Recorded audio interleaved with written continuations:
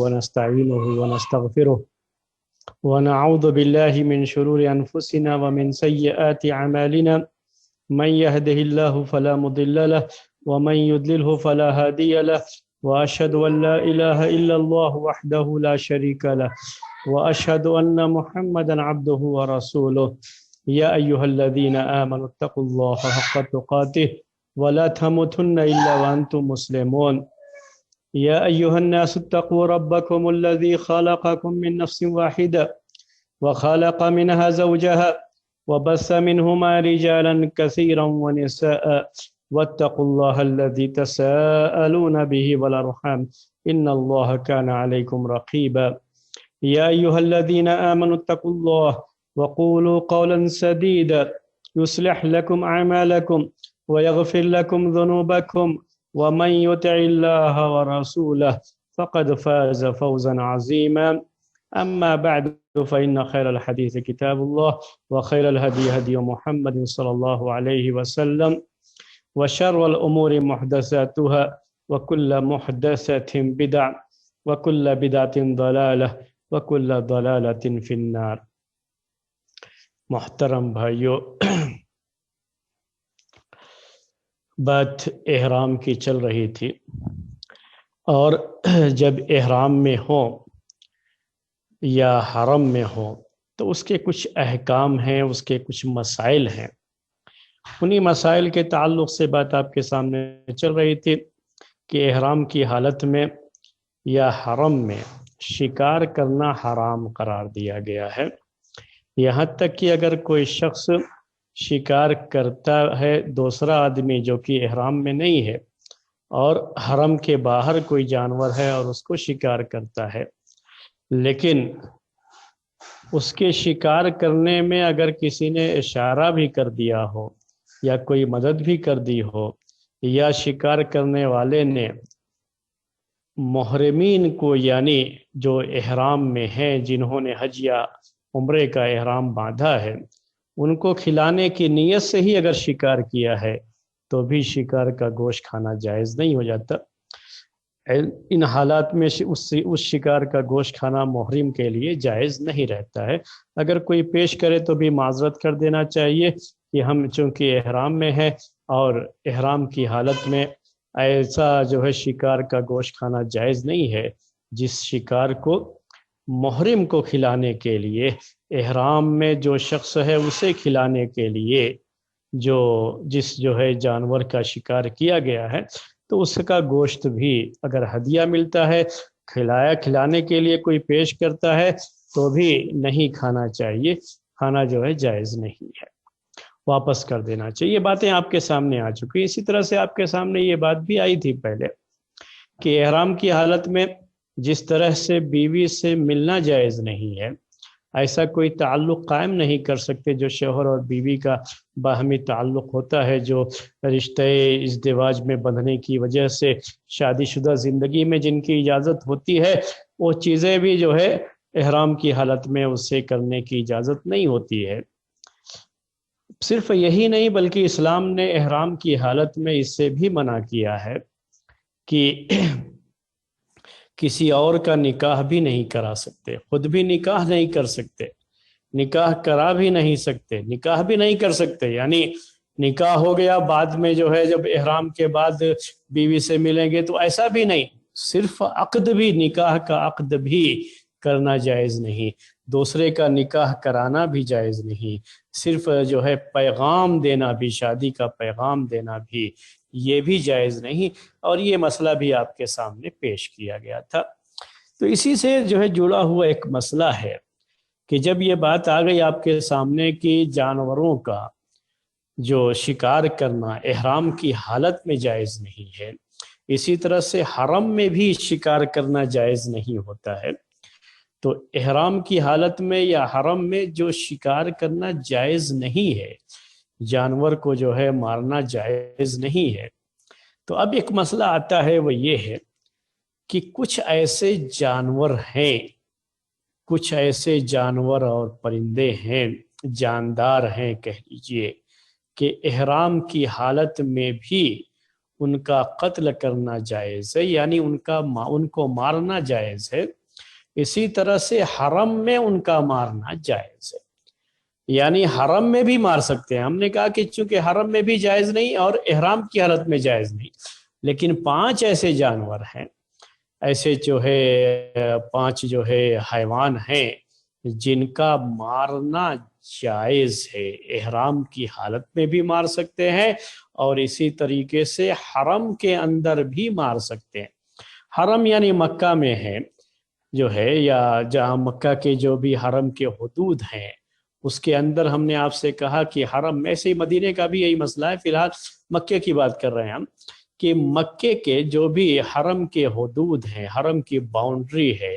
اس کے اندر تو شکار کھیلنا جائز نہیں ہے، کسی کے لیے بھی جائز نہیں ہے، اور کسی جانور کو اس طرح سے مارنا جو ہے جائز نہیں ہے شکار کے جو ہے کے ارادے سے، تو اس باؤنڈری میں یہ جائز نہیں ہے، اگرچہ کہ احرام کی حالت میں نہ ہو، وہاں کے رہنے والے ہی کیوں نہ ہو، یہاں تک کہ وہاں سے شکار کو بھگانا اس نیت سے کہ باہر جو ہے جائے گا تو ہم اس کو شکار کر لیں گے، یہ بھی جائز نہیں ہے شریعت کے اندر۔ تو احرام کی حالت میں بھی جائز نہیں اور حرم میں بھی جائز نہیں، لیکن 5 ایسے جانور ہیں کہ جن کو احرام کی حالت میں بھی مار سکتے ہیں اور حرم میں بھی، یعنی حدود حرم میں بھی مار سکتے ہیں۔ حرم سے مراد صرف مسجد کا ایریا نہیں ہے، بلکہ حرم سے مراد وہ مکے کا وہ حصہ ہے جو حرم میں داخل ہے۔ اب یہ حصہ جو ہے حرم کہاں سے شروع ہوتا ہے، اس کی پوری اس کا نشان، اس کی باؤنڈری اگر یہ لوگوں کے لیے ہوتی تو ظاہر سی بات ہے لوگوں کے لیے بڑی اچھی بات ہوتی ہے، لیکن تعجب مجھے یہ ہوتا ہے کہ حرم کی باؤنڈری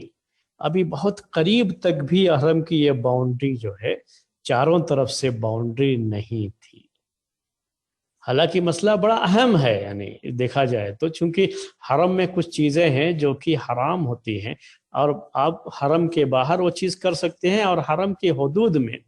اس کی باؤنڈری کے اندر نہیں کر سکتے، اس کے خاص احکام ہیں، لیکن اس کے باوجود بھی ابھی بہت قریب کی بات کر رہا ہوں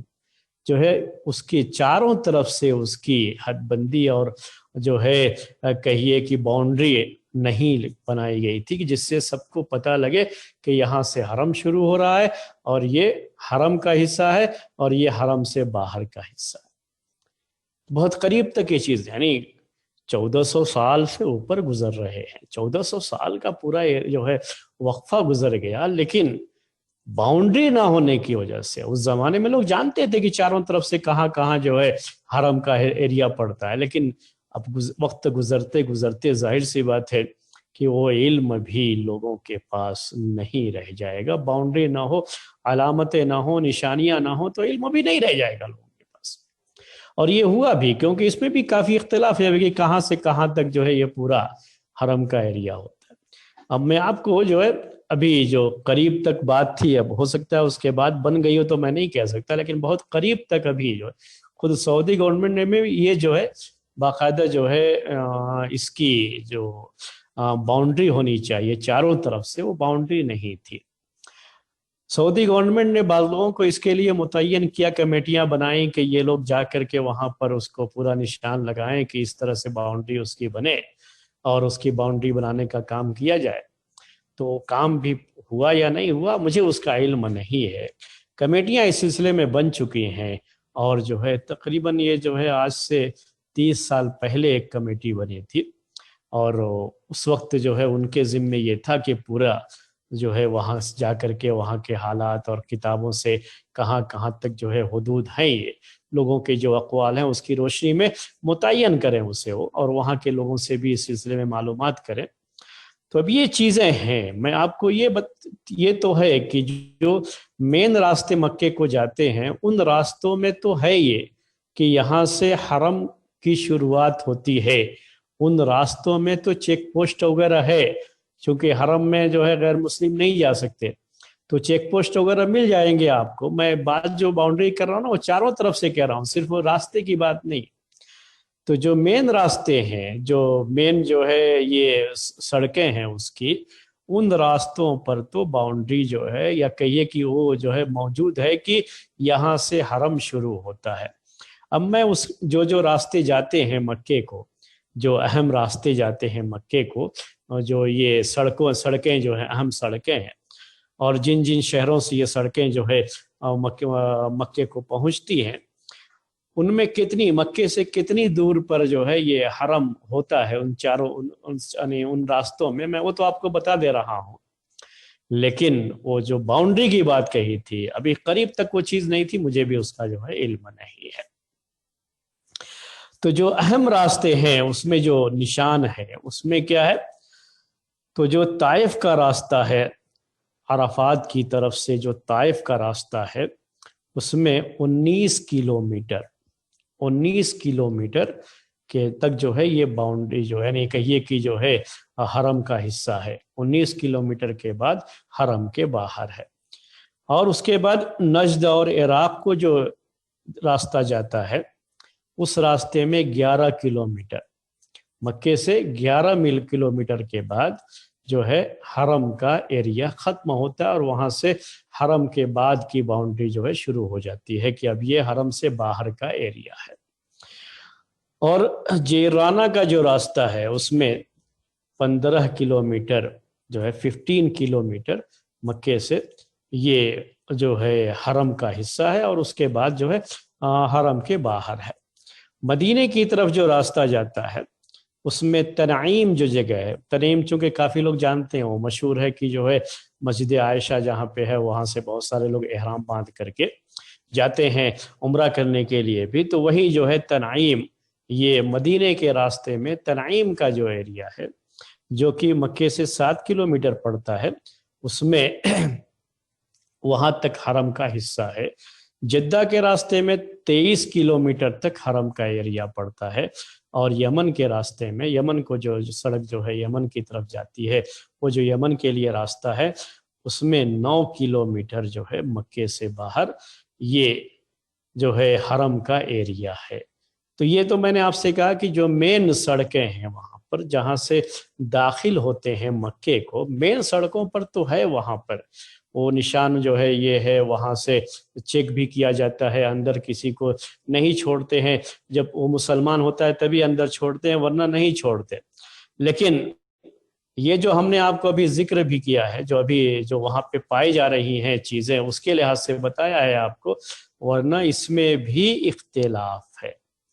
یعنی یہ جو کلومیٹر کی بات ہم نے کہی ہے نا، جو چیز پائی جا رہی ہے اس کے لحاظ سے بیان کی ہے، جو وہاں کے بعض اہل علم نے اپنی کتابوں میں ذکر کیا ہے اس کے لحاظ سے بیان کیا ہے ہم نے، ورنہ اس میں بھی تحدید میں اختلاف پایا جاتا ہے، لوگوں کا جو ہے اختلاف اس کے اندر بھی پایا جاتا ہے۔ لیکن سب سے زیادہ جو کہتے ہیں کہ قریبی، صحت کے قریب قول، جو سب سے مناسب جو قول ہے وہ یہی ہے جو ہم نے آپ کو پیش کیا۔ اور یہ میں نے آپ سے کہا کہ ان راستوں میں باقاعدہ جو ہے وہ چیز موجود بھی ہے، نشان موجود بھی ہے، وہاں سے پتہ بھی لگ جاتا ہے کہ ہاں یہاں سے حرم کا ایریا شروع ہوتا ہے۔ لیکن چاروں طرف سے پورے جو ہے باؤنڈری وہ نہیں ہے۔ اب اگر ان عام راستوں کو چھوڑ کر کے، جو مین راستے چھوڑ کر کے آپ اندر کہیں جانا چاہیں گے تو آپ کو وہاں سے نہیں پتہ لگے گا کہ کہاں سے جو ہے حرم کا ایریا شروع ہوتا ہے۔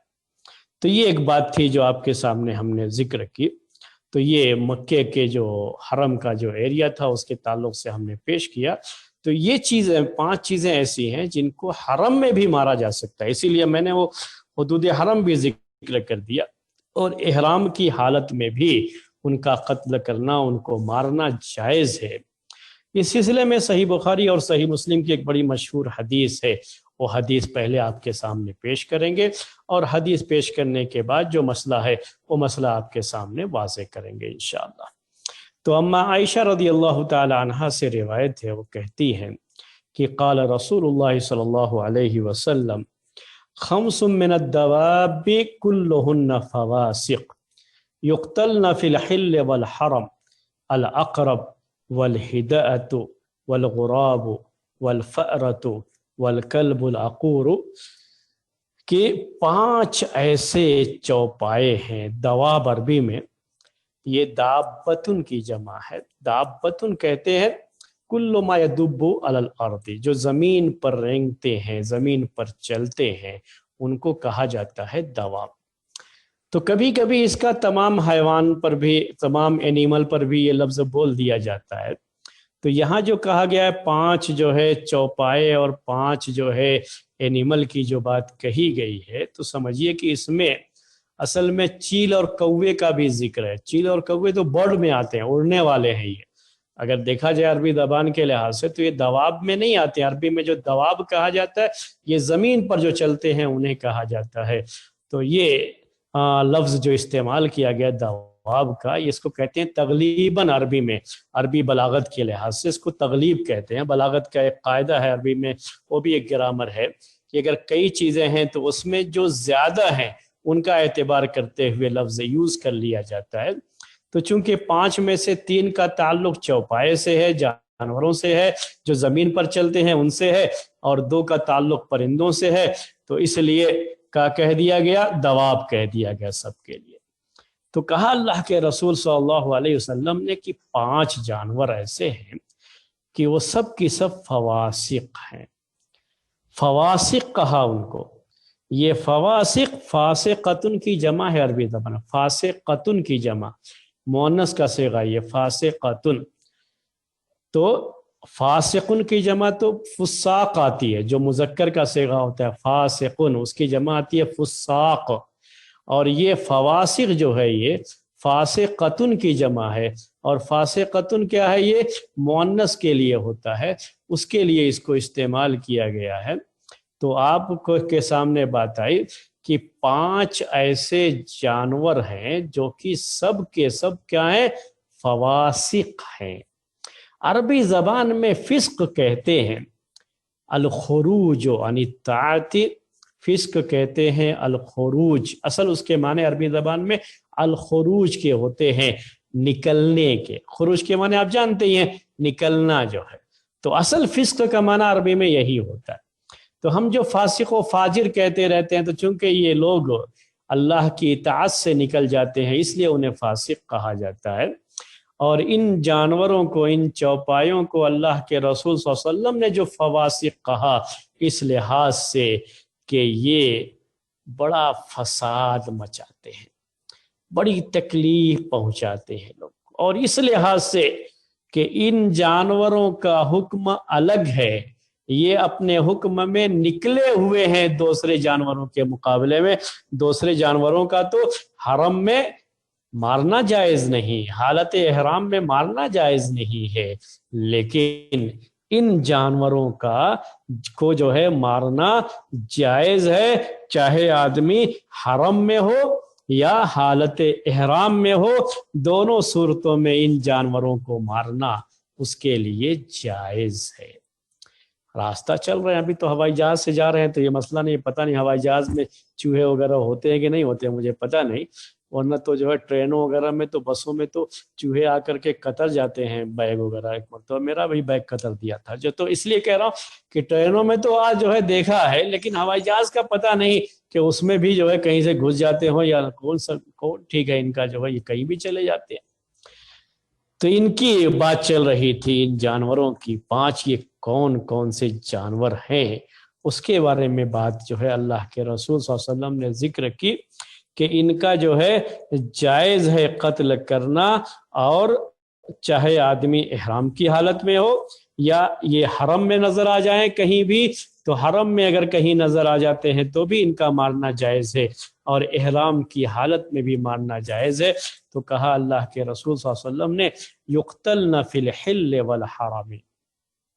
یہ 5 جانور قتل کر دیے جائیں گے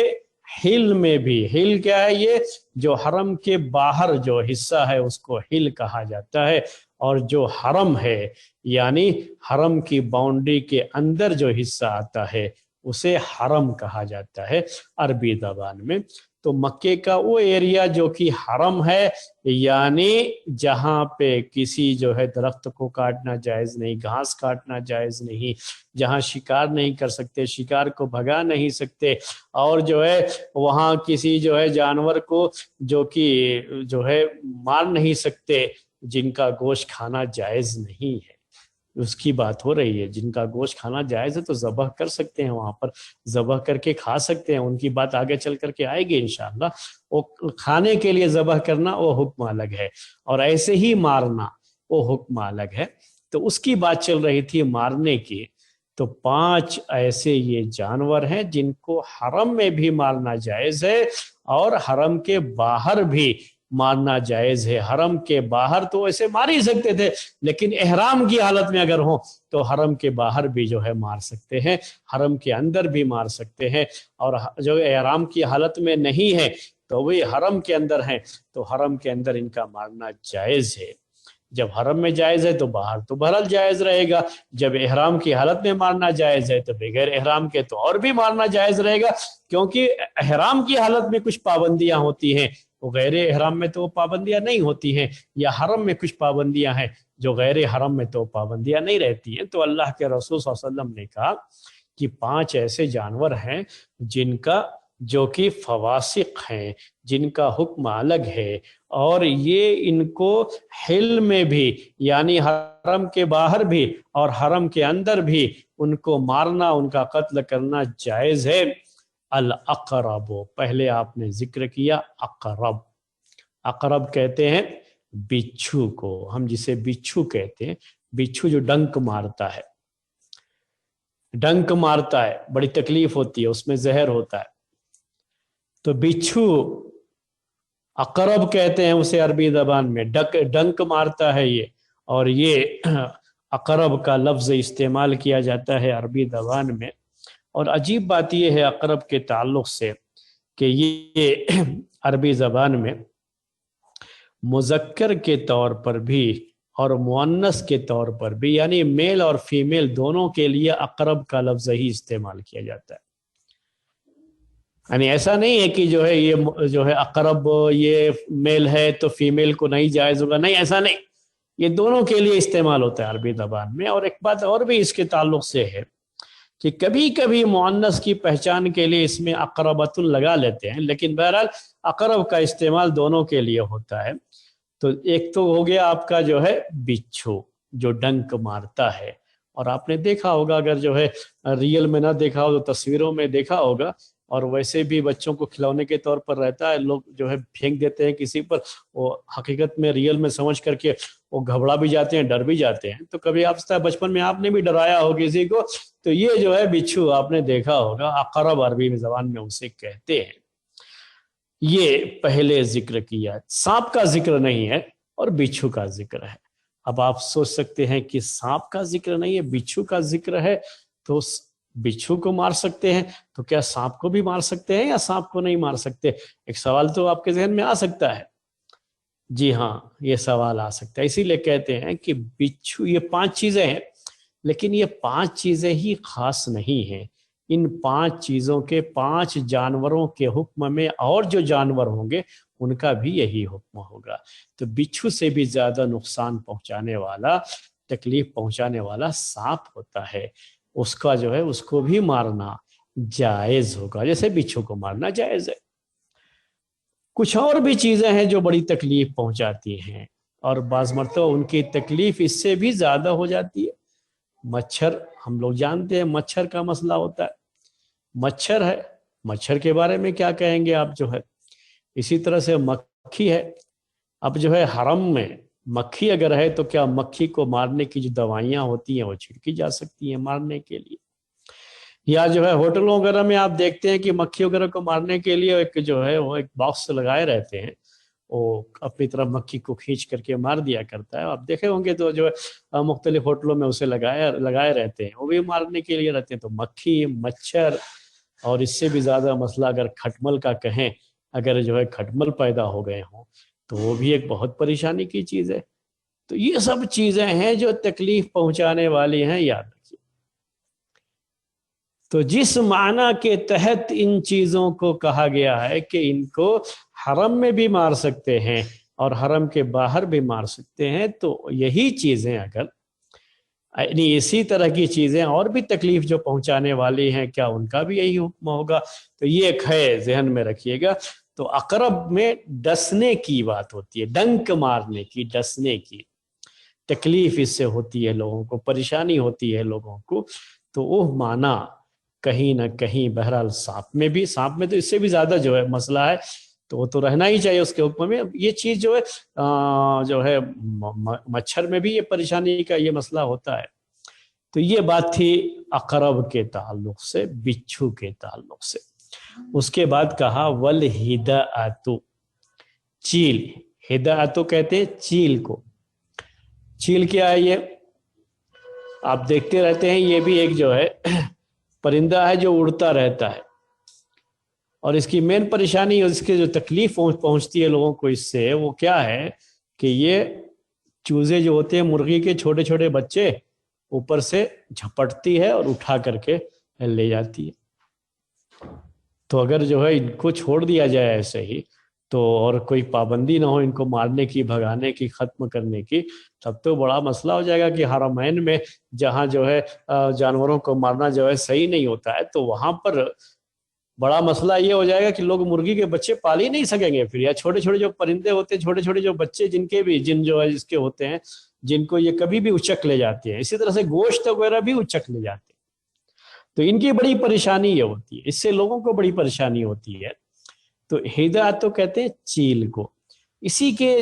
جو ہے تقریباً اسی جیسی ایک چیز اور ہوتی ہے، اس کو ہم لوگ جو گدھ کہتے ہیں، گدھ، عربی میں اس کو نسرن کہتے ہیں، وہ گدھ کہتے ہیں، گدھ۔ تو ایک گدھ بھی ہوتا ہے، گدھ زیادہ اس کا کام یہ ہوتا ہے کہ زیادہ یہ جو ہے وہ اوپر جو ہے چکر لگاتا رہتا ہے کہ کہاں کہیں لاش کوئی ملے اور اترے ہوں اور کھانا ان کی دعوت رہتی ہے اس میں، کہیں بھی مرا ہوا جانور وغیرہ ہے تو وہی اترتے ہیں اور وہاں پہ اس کو کھا کر کے چٹ کر جاتے ہیں۔ ان کا مین کام ہے، اس لیے بڑی تعداد میں وہ لوگ جو ہے ایک ساتھ چلتے رہتے ہیں، اور باقاعدہ ان کی دعوتیں، یعنی جب کسی ایک کو معلوم ہوا یا چند کو معلوم ہوا تو دوسروں کو بھی وہ اپنی زبان میں دعوت دے دیا کرتے ہیں، اور سب مل کر کے آ کر کے پھر جو ہے وہ وہاں پر دعوت جو ہے، جو بھی جانور یا جو بھی جو ہے کہیں مرا ہوا کچھ بھی ان کو نظر آتا ہے،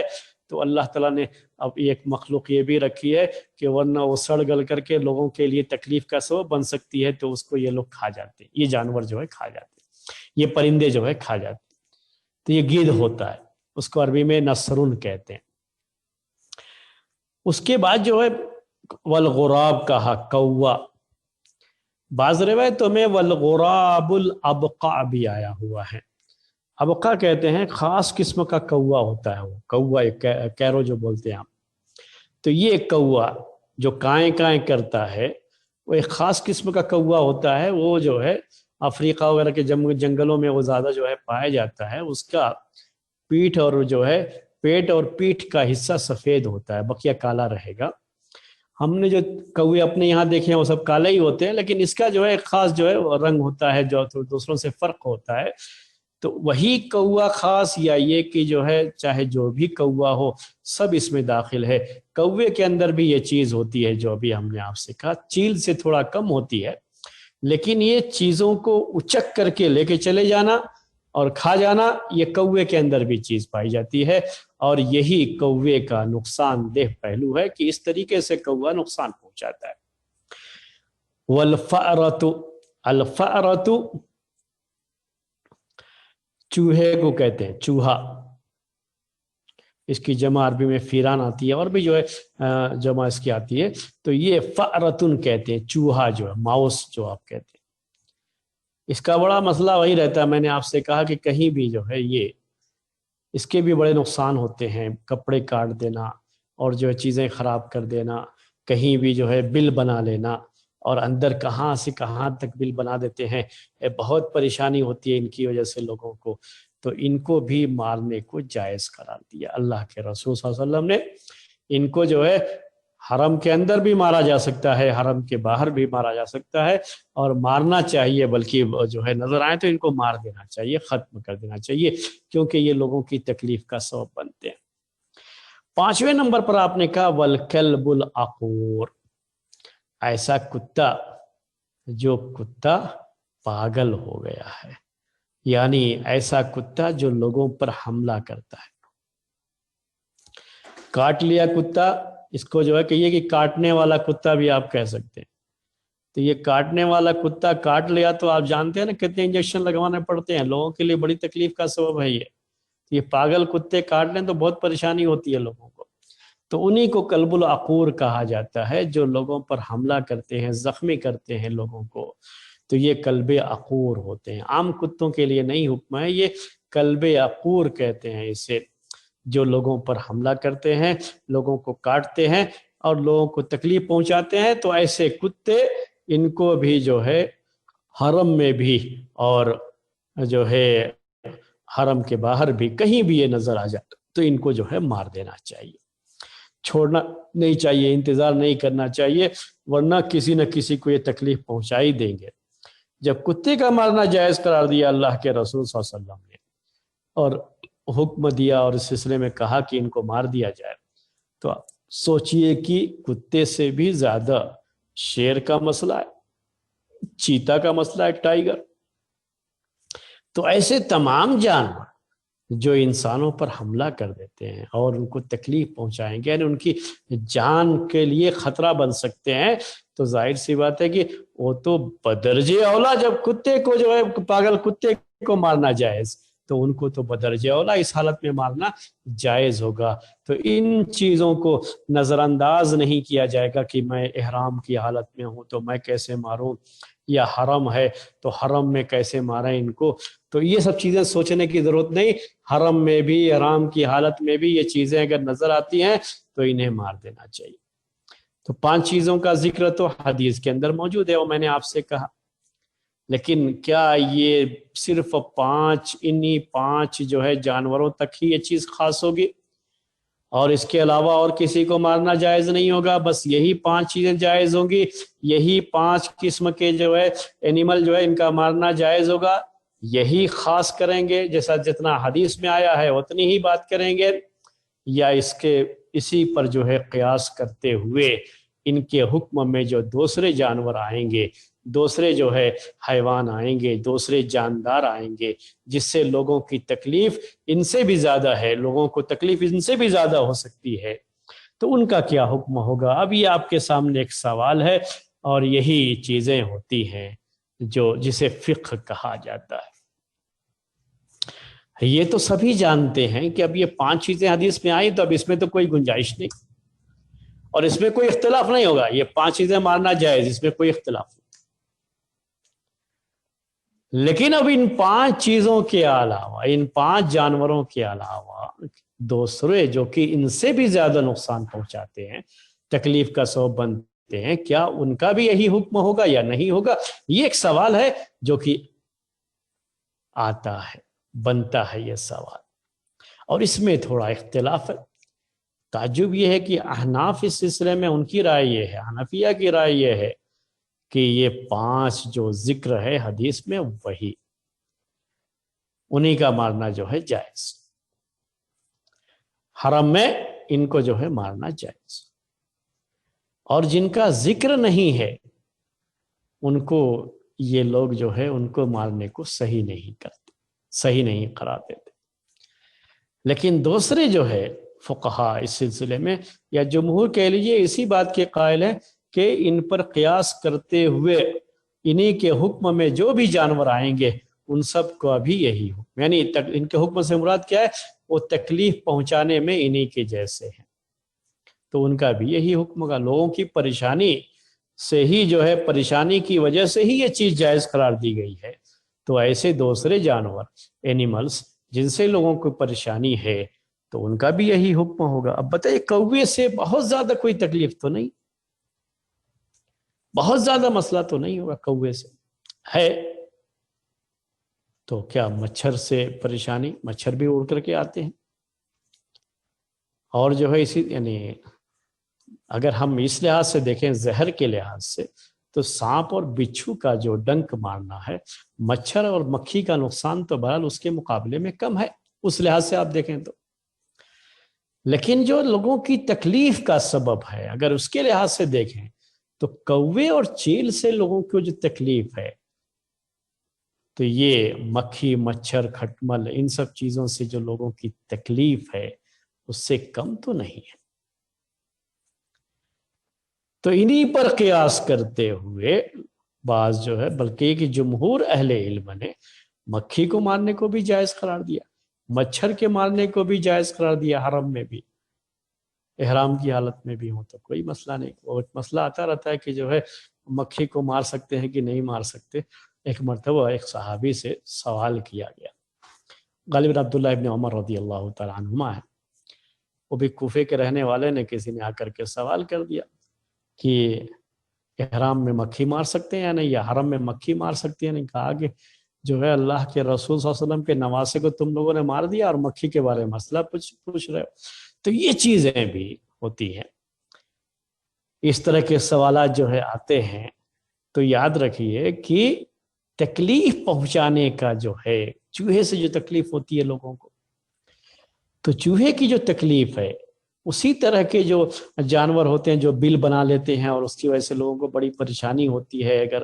گھروں میں ہو جانے کی وجہ سے، جیسے یہ کپڑے کاٹ دیتے ہیں اور مختلف ان سے جو ہے تکلیفیں ہوتی ہیں۔ اور ایک بڑا مسئلہ اس زمانے میں جو چراغ ہوتے تھے، تو چراغ جلا کر کے چھوڑ دیں اگر، اور جو ہے کبھی یہ چونکہ تیل پر بھی آتے تھے یہ جو ہے، تو تیل کی وجہ سے اس کو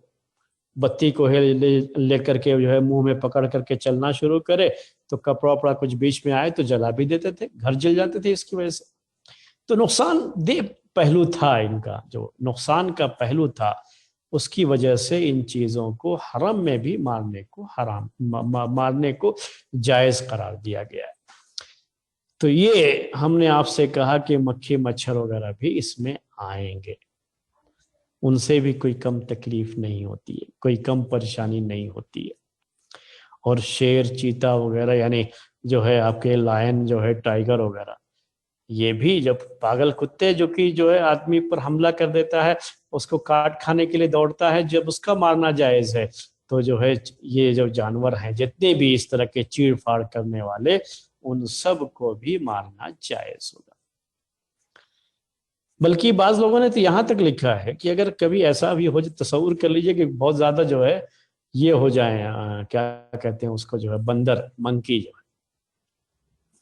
تو بعض لوگوں نے منکی کے بارے میں بھی لکھا ہے،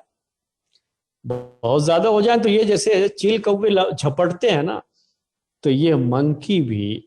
لوگوں کے سامان جو ہے آ کر کے لے کر کے بھاگ جائیں گے، پریشانی ہوگی۔ دیکھیے ہمارے اس ملک میں بعض اسٹیشنوں پر ہم نے دیکھا کہ بہت زیادہ بندر ہو جاتے ہیں تو بہت پریشانی ہوتی ہے ان اسٹیشنوں پر،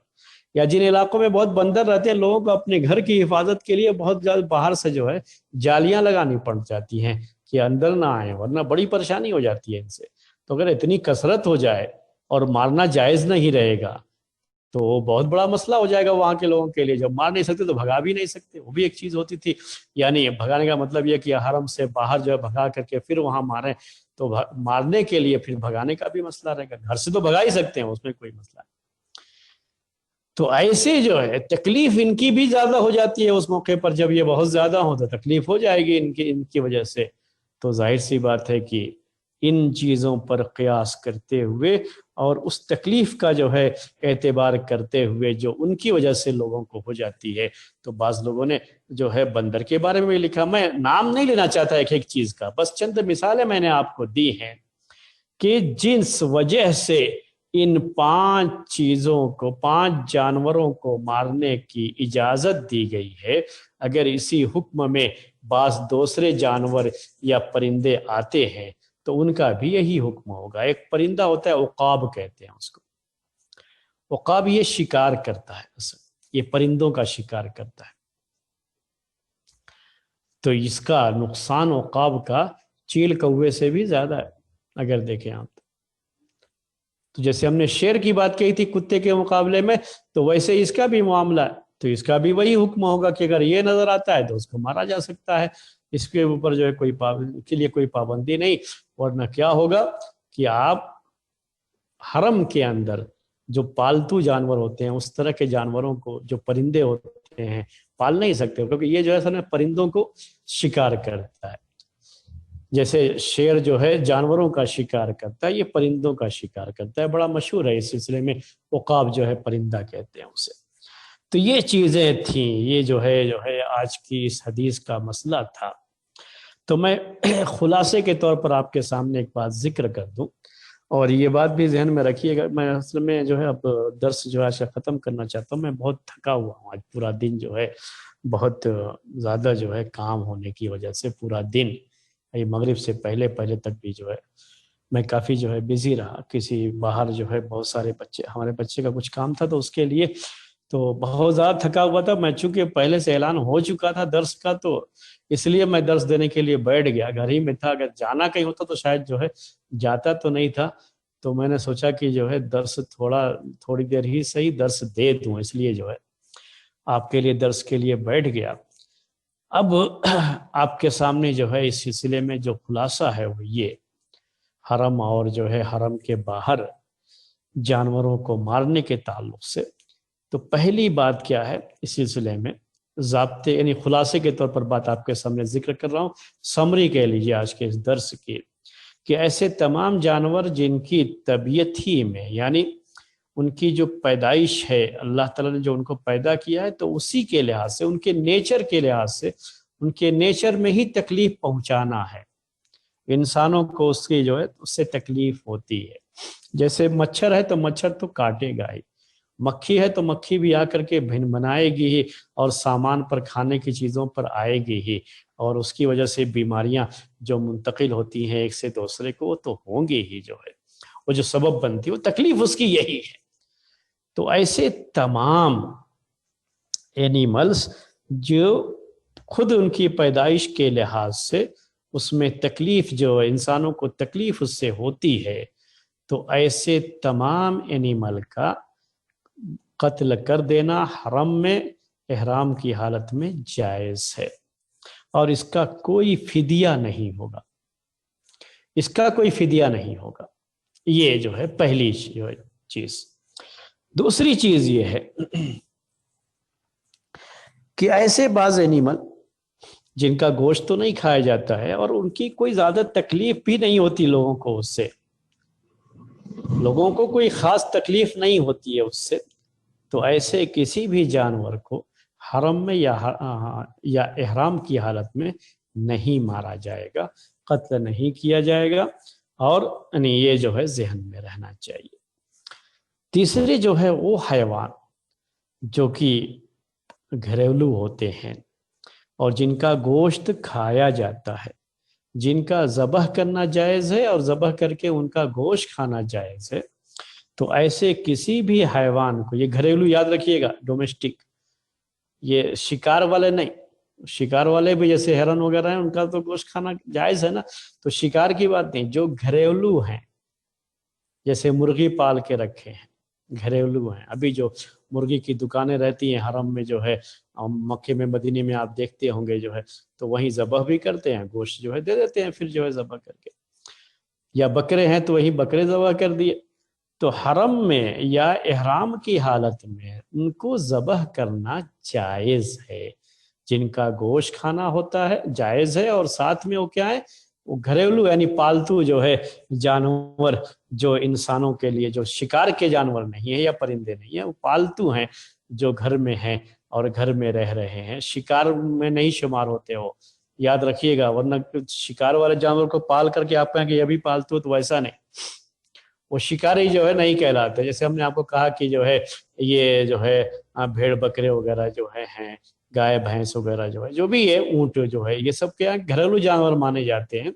جن کا گوشت کھانا جائز ہے، جن کا ذبح کرنا جائز ہے، تو احرام اور حرم کی حالت کے اندر جو ہے، اور احرام کی حالت میں ان کو ذبح کر کے گوشت کھا سکتے ہیں، کوئی حرج کی بات نہیں ہے اس میں جو ہے۔ تو یہ میں آپ سے یہ کہہ رہا تھا کہ حرم میں ان کو ذبح کر کے کھا سکتے ہیں، جو ہے کوئی حرج کی بات نہیں، حرم کی بات جو ہے۔ اب آخری جو ہے قسم ان جانوروں کی جن کو شکار کہا جاتا ہے، تو حرم میں شکار کرنا حرام ہے، احرام کی حالت میں شکار کرنا حرام ہے۔ اگر جو ہے شکاری جانوروں کو، جو جانور جن کا شکار کیا جاتا ہے، چاہے پرندے ہوں چاہے جانور ہوں، چاہے جو ہے زمین کے چوپائے ہوں، جن کا شکار کیا جاتا ہے، اگر کوئی شخص کوئی احرام کی حالت میں شکار کر لیتا ہے یا کہیے کہ حرم میں شکار کر لیتا ہے تو یہ جائز نہیں ہے۔ اس میں دو چیزیں ہوتی ہیں، ایک تو گناہ ہوگا کیونکہ حرام چیز کا اس نے ارتکاب کر لیا، اور اس میں کیا ہے پھر اس کے بعد فدیہ ہے، اس کے اوپر فدیہ دینا پڑتا ہے۔ یہ جو شکار جو جانوروں کو کہا جاتا ہے کہ یہ شکار ہیں، ان کو شکار کیا جاتا ہے، تو ایسے کسی بھی جانور کو مارنے کا، شکار کرنے کا، اس میں دو حکم ہو جاتا ہے۔ ایک حکم کیا ہوتا ہے کہ گناہ ہوگا، چونکہ حرام تھا اس حالت میں تو اس نے حرام چیز جو ہے کر لیا، اور دوسرا کیا ہے کہ اب اس کا کیا ہے مسئلہ، اب حرام جو ہے کر لیا ہے تو اب کرنا کیا ہے اس کو، تو اس کے لیے فدیہ ہوگا، اس کے اوپر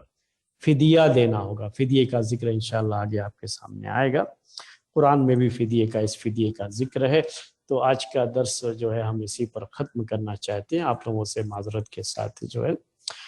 انشاءاللہ پھر آئندہ ہفتے آپ سے ملیں گے، اور جو ہے آج کا درس اسی پر ختم کرتے ہیں۔ آج کوئی سوال و جواب بھی نہیں رکھیں گے، کیونکہ جو ہے میں نے آپ سے کہا کہ میں کافی تھکا ہوا ہوں، میں ابھی جو ہے زیادہ بولنے کے اس میں حالت میں نہیں ہوں، تو اسی لیے درس کو یہیں پر ختم کرتا ہوں۔ سبحانک اللہم و بحمدک اشہد ان لا الہ الا انت استغفرک و اتوب الیک۔